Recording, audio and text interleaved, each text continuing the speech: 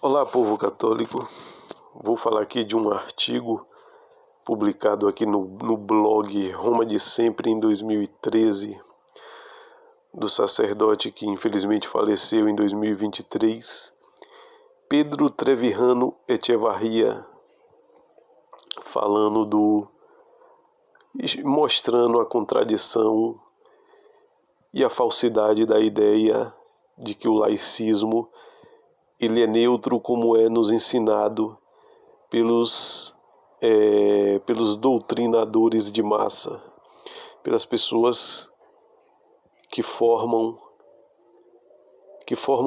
emburrecem as massas. Sistemas de televisão, professores, intelectuais, todos inimigos que lutam contra a ideia de Deus e contra a Igreja Católica e a sua benéfica influência na sociedade. Assim escreveu o sacerdote Pedro Treviano Echeverria. Laicistas há muito tempo criaram uma associação chamada Europa Secular para que possamos saber suas ideias por artigos ostensivas ou jornais. Recentemente li um de seus pedidos que trazia. Recentemente li um dos seus pedidos, né? Pedidos meio que como reivindicações. A revogação dos acordos com a Santa Sé, tirar a religião da escola e deixar de ser parte do currículo e horários escolares, não permitir nenhum simbolismo religioso nas escolas, não se financiar com dinheiro público em qualquer escola doutrinação religiosa, que a escola deve evitar qualquer tipo de segregação por ideologia social ou sexo, mesmo os discursos vazios de sempre.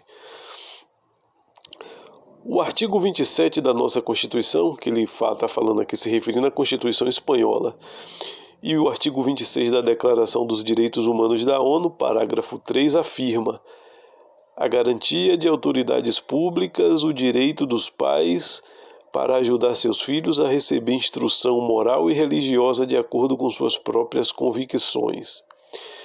Mas para mim o que me chamou a atenção foi esta. Ele vai aqui voltar a citar uma reivindicação dos laicistas.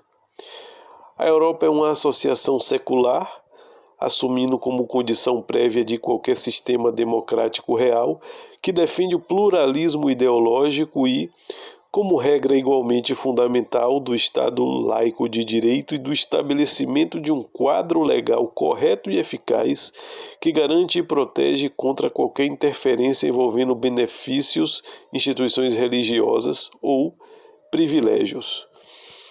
A postura laicista tem pelo menos o mérito da clareza. Ser democrático é aquilo que é laico. E do ponto de vista oposto, o que simplesmente não é laico também não é democrático. Ou seja, eles querem impor toda a cultura religiosa de séculos de acordo com a vontade deles. E eles chamam isso de democracia. Como sempre, isso. A postura laicista tem pelo menos o mérito da clareza em dizer isso. São necessário apenas o pensamento politicamente correto para quem não aderir às ideias dele. Portanto, a pergunta óbvia é: o laicista, ele é um totalitário? O laicismo é baseado na crença da não existência de Deus, que é a rejeição da verdade absoluta, pois a ausência de Deus, a verdade absoluta não...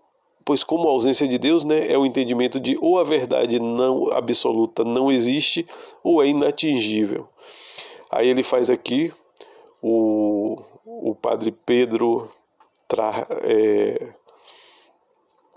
Treviano, ele faz uma citação de uma encíclica Centésimos Anos de João Paulo II, que diz o seguinte: se não há verdade transcendente, na obediência à qual o homem adquire a sua plena identidade, então não há qualquer princípio seguro que garanta relações justas entre os homens, óbvio. Se não existe nada além dos homens, no caso Deus e sua lei objetiva para que todos os homens entendam, então não existe segurança nenhuma nas relações humanas, já que não existe algo que transcenda ao próprio homem. Os interesses do grupo, classe ou nação, inevitavelmente, colocá-los-ão em oposição um ao outro. Se não reconhece a verdade transcendente, então a força mora no poder, e cada um tende a usar os meios à sua disposição para impor seus próprios interesses ou a sua própria opinião, sem respeitar os direitos dos outros. Essa é a primeira citação da encíclica Centésimos Anos de João Paulo II. E ele continua a citação dessa mesma encíclica, abre aspas, a cultura e praxis do totalitarismo também é a negação da Igreja. O Estado ou o partido que acredita na história para realizar o bem absoluto está acima de todos os valores.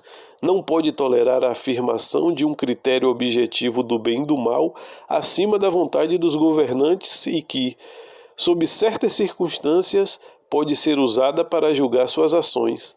Ou seja, o Estado ele quer, na verdade, tirar a influência religiosa, a influência católica da sociedade, para quê? Para que o próprio Estado seja a fonte do próprio poder.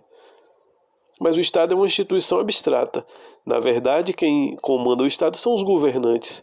Então eles querem fazer lei, ou eles querem tirar a Igreja, a influência da Igreja e da transcendência de algo maior que é o próprio Deus, para que o próprio Estado, ou seja, eles mesmos governantes, façam as leis baseadas na cabeça e na ideologia deles, e onde eles próprios não vão poder ser punidos por essas tais leis, já que saiu da cabeça deles mesmos. Essa